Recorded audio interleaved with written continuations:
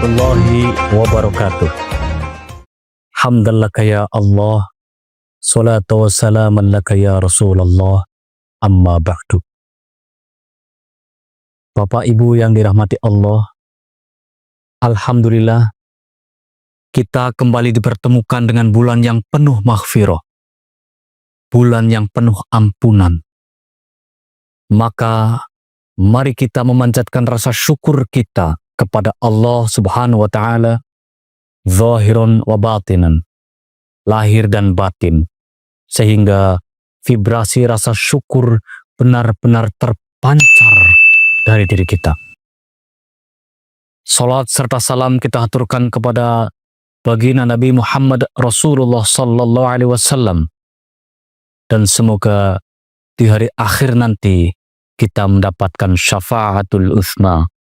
Amin amin ya rabbal alamin. Bapak Ibu yang dirahmati Allah, mari kita sejenak luangkan pikiran kita, hati kita untuk jujur pada diri sendiri. Ramadan tahun ini Ramadan yang keberapa bagi kita? Sudah berkali-kali kita menjalaninya. Namun pertanyaannya sederhana. Apakah setiap Ramadan yang kita lalui benar-benar meninggalkan perubahan dalam diri kita? Allah SWT menjelaskan tujuan puasa dalam Al-Quran surat Al-Baqarah ayat 183 dengan ungkapan la'allakum tattaqun, agar kalian bertakwa. Petunjuk ini menegaskan bahwa puasa bukan sekedar menahan lapar dan dahaga, melainkan proses membentuk kesadaran, pengendalian diri, dan kedekatan kita kepada Allah. Takwa, itulah parameter atau ukuran keberhasilan puasa. Al-Quran juga menjelaskan bahwa takwa tidak berhenti pada keyakinan, tetapi tercermin dalam sikap nyata. Dalam Al-Quran surat Ali Imran ayat 133-134 digambarkan orang-orang bertakwa sebagai pribadi yang gemar berbagi, baik di kala lapang maupun sempit, mampu mengendalikan amarah, dan lapang hati dalam memaafkan sesama. Maka Ramadan yang berhasil bukan hanya terasa di perut, tetapi terlihat dalam akhlak. Bapak Ibu yang berbahagia maupun yang masih mencari kebahagiaan, jika tujuan Ramadan sudah jelas, maka pertanyaannya, dari mana perubahan harus dimulai? Perubahan selalu dimulai dari dalam, dari niat dan kesadaran hati. Seringkali puasa berubah menjadi rutinitas tahunan yang bersifat seremonial dan ritualistik. Sahur, berbuka, tarawih, dan tadarus tetap berjalan, tetapi hati tidak sungguh-sungguh hadir. Padahal dua orang bisa sama-sama berpuasa, terlihat sama dari luar, tetapi nilainya sangat berbeda di sisi Allah Subhanahu wa Ta'ala. Rasulullah Sallallahu Alaihi Wasallam mengingatkan kita dalam hadis yang sangat dalam maknanya. Man shoma Ramadana imanan wa ihtisaban ghufira lahu ma taqaddama min dhanbi. Barang siapa berpuasa Ramadan dengan iman dan penuh pengharapan kepada Allah, maka diampuni dosa-dosanya yang telah lalu.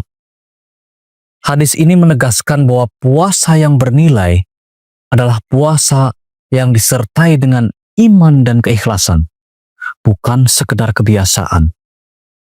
Dari sinilah puasa menjadi sarana pembersihan hati, bukan hanya pemenuhan kewajiban. Namun, niat yang lurus saja belum cukup jika mindset dan cara pandang kita terhadap Ramadan masih keliru. Ramadan bukan bulan santai, melainkan bulan latihan.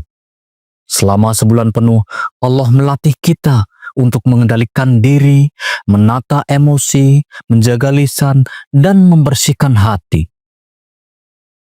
Tujuan akhirnya bukan hanya meningkatnya kuantitas ibadah, tetapi juga tumbuhnya kualitas diri.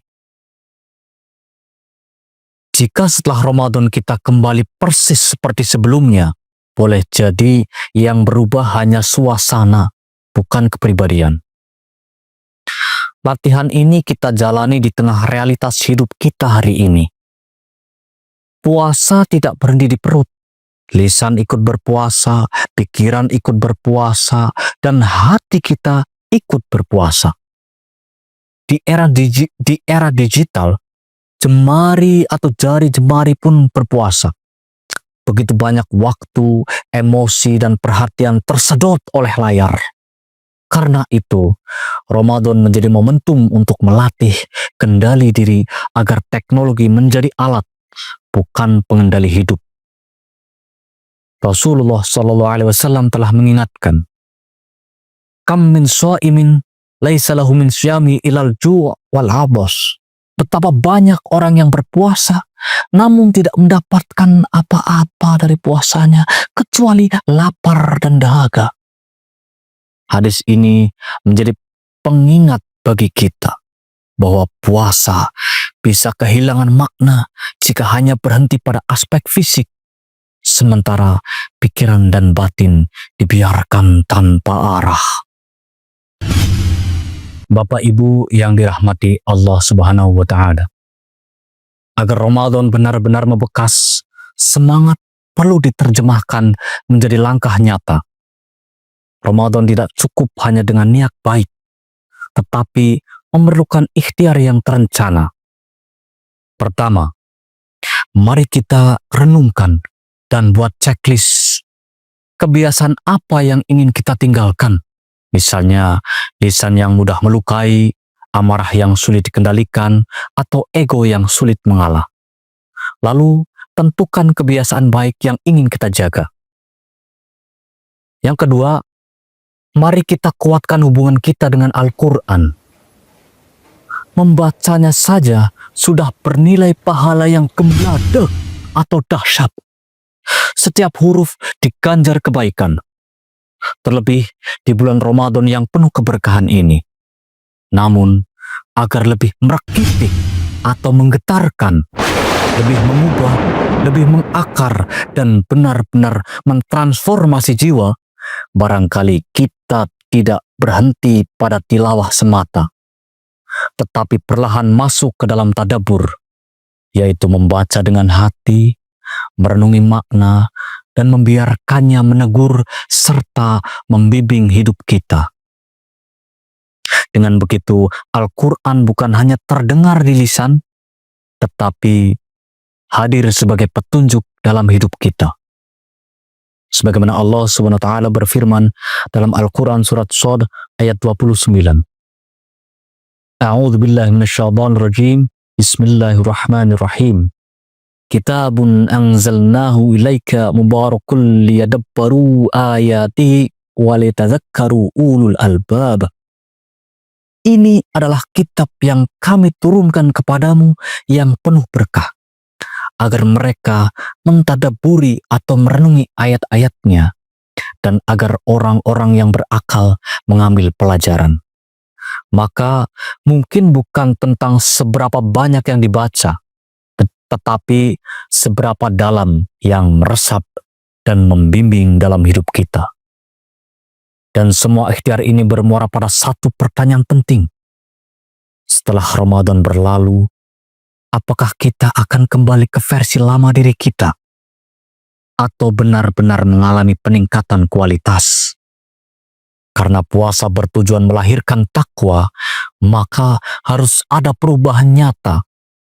Ego lebih terkendali, lisan lebih terjaga, dan hati lebih lapang. Semoga Ramadan ini tidak hanya lewat di kalender, tetapi menetap dalam karakter. Dan ketika Ramadan berakhir, semoga mengantarkan kita pada Syawal yang berarti peningkatan. Dan pada Idul Fitri, momentum kembali kepada fitrah. Semoga orang terdekat kita lah yang pertama kali merasakan bahwa kita benar-benar berubah. Amin, amin, ya Rabbal Alamin. Demikian, Mohon maaf sedalam samudra, sejernih telaga. Ihdinas siratal mustaqim. Wassalamualaikum warahmatullahi wabarakatuh.